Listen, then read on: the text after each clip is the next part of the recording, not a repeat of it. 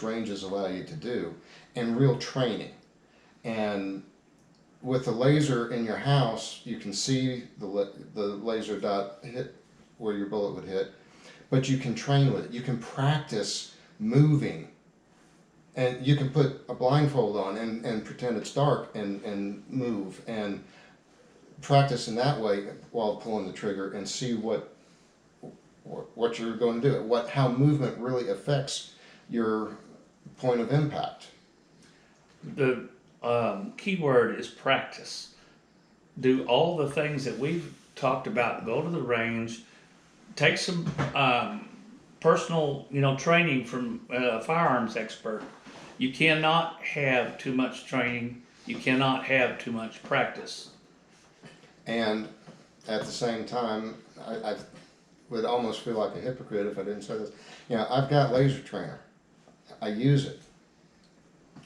But because of all the pressures of life and all the activities that I'm involved with, around the farm and work, et cetera, do I use it as much as I should? I have to admit, no, I don't. I use it consistently, but I should use it a lot more than I do. I think that's pretty normal for people. Doesn't make it good, doesn't make it right, but that's the way it is. One other thing I think you should include in your practicing with the practice caps and also your jamming, being able to unjam your dummy rounds, is you need to get in the habit of round counting. You need to know how many rounds each magazine that you use has and the one that you're firing with, and learn to round count. Because you may have eliminated 2 threats in a 7 or 10 round magazine. You may have used 6 to 8 of your rounds to eliminate 2 threats, and you think it's over, and next thing you know, you got 5 more threats coming at you.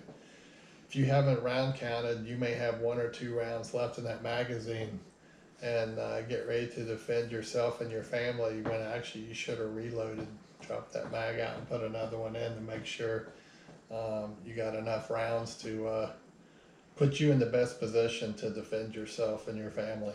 Well, I'm going to comment on that one. Yes, that's a good idea. You can't count. You can, not that high under that kind of duress. Okay. I mean, typically. Now, maybe somebody highly trained in the military and a close quarters combat environment might be able to do that. It's just habit. It would be habit. I would approach it more from the angle, if I can do that, absolutely I would. Mm-hmm. But to me, when I've taken care of something and I think I'm at a low, I'm going to reload with a fresh mag automatically, regardless of count. Mm-hmm. Good habit. One of the things is you've got a full mag when you do that. But if there's a lull in the fight, you can start reloading that one that you've taken out. True. Where you have another. Especially if you have a second person as an overwatch that can kind of help when you're doing that. If not, just be vigilant. It's always good to reload though. Yeah. But again, you gotta fight your way to your rifle. Yeah. And unfortunately, people cheat nowadays. It used to be honor amongst people where you get disagreement and you double up your fists and go knock each other's block off. But now people come at you with at least a knife, if not a gun. So you've got to have an equal force to protect yourself. Yeah. Sad state of affairs, but it's the way it is. Yeah. So one of the things that seems to be, what's the right word, doesn't get a lot of attention, you don't read a lot about it, you don't hear a lot of discussion on, it's more of, well, I have this kind of weapon, I have that kind of weapon, and I can shoot at X range, yada, yada, yada. But you never hear folks hardly ever talking about the importance of effective ranges, maximum ranges of weapons, how to use it offensively or defensively. I'll say on the exterior of your home, in your neighborhood, say you've got your block closed off and you're defending your neighborhood, if you will, say in a suburban type environment. folks will simply utilize, maybe it's what they have available to them, but there's like no discussion or understanding as to effective ranges and how to utilize, you know. Well, the guy's 15 houses down where the roadblock's at, and I keep shooting at him with my 9mm short gun, and he won't fall down. We'll wonder why. Well, one of the things know what that I'm you need to do when you decide that you're gonna defend a neighborhood, and you should, get in cahoots with your neighbors and figure out a plan. Yep. But you need to know the distances from point A to point B. So if you're gonna have a roadblock at point A and you're sitting at point B, how far is that? You need to know that, because if it's a long distance and you're gonna be using a scoped rifle, you're gonna be able to, hit that target with the proper, adjustments to your scope. You But just don't hear again, you need to know Yeah. the range. You just don't hear a lot of discussion. You just don't hear folks talk about it much. I mean, obviously a Even in 9mm we were is, talking about it the other night Yeah. on a certain objective in our area, yeah, and it was one of the things we were I've got probably going through. one of the was only certain, things that'll reach out and touch somebody at those distances. you know. But it's a distance would be a good choke point if things got bad. Yeah. Well, I'm surprised. I mean, are you actually saying that most people are not a Jerry Mikulik? Pretty much. I mean, I've seen him pop a balloon at 300 yards with a 38 snubby. Could I do that? No way. I've seen him do it. I could eventually. Yeah, but the thing is, again, is noise discipline, especially say at night. Noise discipline, ammo conservation, under depending what the conditions are. Especially if you're back here trying to take out a target and 5 houses up, there's someone else that's part of your team that's closer and could probably eliminate the objective a lot easier. But you're back here trying to do it. But I think what you're really talking about here is you got to be familiar with your tool and be able to use your tool for its purpose. And that's what it boils down to. Proper planning. Yeah, I mean, trying to pop a target at 200 yards with a pistol is not a very good use of that tool. But if you don't know any differently, But you don't know any better, and Well, in the that's military, that's we kinda used where- to set up range cards, Yeah, and we'd put all those range cards together and come up with what we call a sector sketch. yeah, And basically, you'd put a weapon, designated for certain distances at a certain point to cover that range. And at the same point, you'd maybe where there's shorter ranges, like at an access point in the road or something, you could put the people with the guns that had the limited range, but maybe the higher capacity magazines. I would want to be the guy that stands off at half a mile and, can sit there and drink my tea and take my occasional shot and stuff, don't get dirty. you don't wanna be a part of your team down there where they're trying to figure out what does what, and you end up in a crossfire of enemy fire. Well, not to mention, I don't run very fast either. Yeah, So my days of running up a hill, assaulting machine gun nests is over, yeah. done. It's past. And then on your side in conversation, one of the things you pointed out in one of the podcasts we filmed last week or week before last was that you're kind of in a bowl. Not his haircut, but where he lives at, he's in a bowl.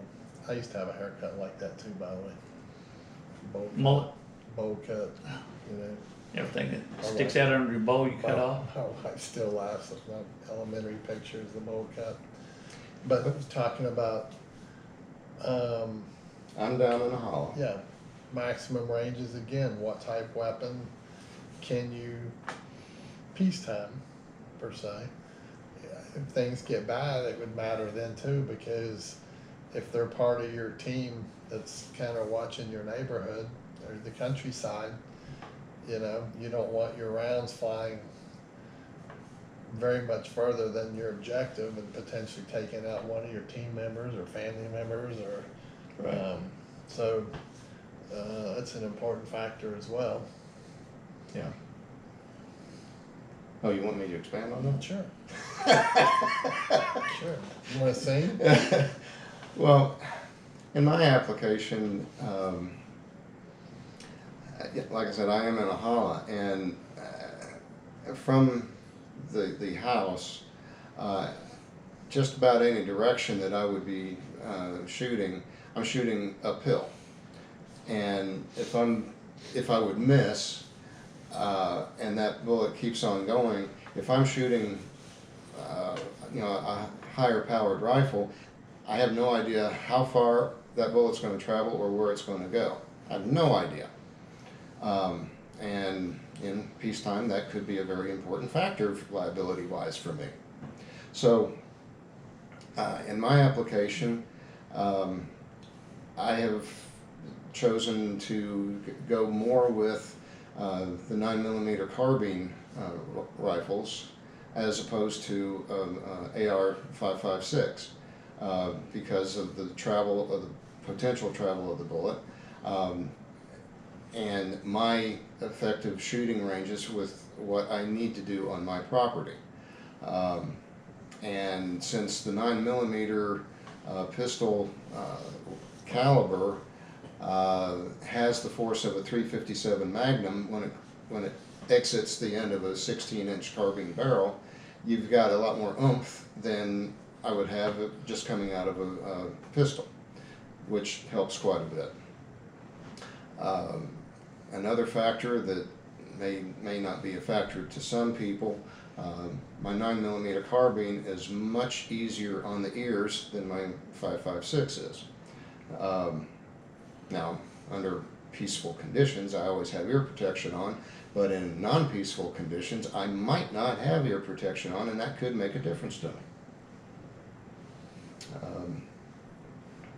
And 357 Magnum should take care of anything, the equivalency of a 357 Magnum should take care of anything I need to take care of on my property, peacetime or non-peacetime, because that's a pretty potent caliber. I mean, if I was in bear country, I might want to have a 44 on me, but in the southern 48, a 357 in bear country would be probably okay against bear, so it should be effective. My 9mm carbine should be effective against just about anything in the lower 48 on my property. Anything to add to that? Well, I have the next question there's ready. a lot of different calibers, and what works for one person may not work for another person. But with the proper practice, a lethal hit with a 22 is better than a miss with a 44. So if you have practiced enough, you can defend your property with a 22. Do I recommend a 22 for personal protection? No, No. that's a good squirrel gun, but it's not for personal protection generally. But if that's all you can operate and it's all you can shoot properly, then that's the way to go. I don't know of anyone who will voluntarily stand up to get hit with a 22. I don't either. Does more damage digging it out than it does going in. All right. Next question. Next question. This one you're going to have to think on. He won't, because we've talked about it. I don't know. We might have talked about this too. Why is it important when you're selecting rounds for your firearm, short gun? Why is it important to understand what you're selecting and the damage that it will cause if you're using it inside your automobile or your home for personal protection? Let's say home loaded versus store bought. You're not talking about shooting through windows, because you In said an car. automobile, you might be. Well, that's But what I'm driving at is, why is it important to understand You need to understand what the round does for you, but you also need to understand the liabilities that come with it. Why is that important? I think I understand part of the liability problem. He better not get it wrong, cause we sat Because- through hours of class on it. Because if you have this super duper reloaded shell and you just blow somebody totally away, Yep. a unscrupulous lawyer, didn't say smart one, I said an unscrupulous lawyer will pick apart your self-defense Bingo. as being overly aggressive. You were waiting for this moment. Every Yeah. time you built your reloads, this was the moment you were waiting for. Yep, my test subject just expired. Yep. Which is the same principle involved in altering the trigger pull. You don't want to go too late because of the same argument. What is the, I can't remember off the top of my head. What is the website and the organization it's recommended that you go become a member of? It's for United States Concealed Carry Concealed Carry Association. Association. Highly recommend it. Yeah. Yeah, you might want to look at that. You might also want to find out in your area, down in the Huntsville area, we have someone there that I think he does nationally. But find a very, very good defense attorney who practices law defending cases where a firearm was used legally along your Second Amendment rights. The individual you're talking about is a certified expert witness in Correct. firearms cases. One of the things I would wonder about, you know, you talk about the high velocity reloads Yep. or whatever. Yep. There are certain companies like Underwood, Buffalo Bore, Double Tap that make this really high speed ammo that does things that normal ammo doesn't do as far as damage goes. And I wonder if you wouldn't have the same problem, say if your defense weapon is loaded with some of that ammo as you would with the reloads, because obviously that kind of ammo is made to do the most damage Yeah. possible. Well, I think what you were getting at earlier was in the organization we were part of, we were taught that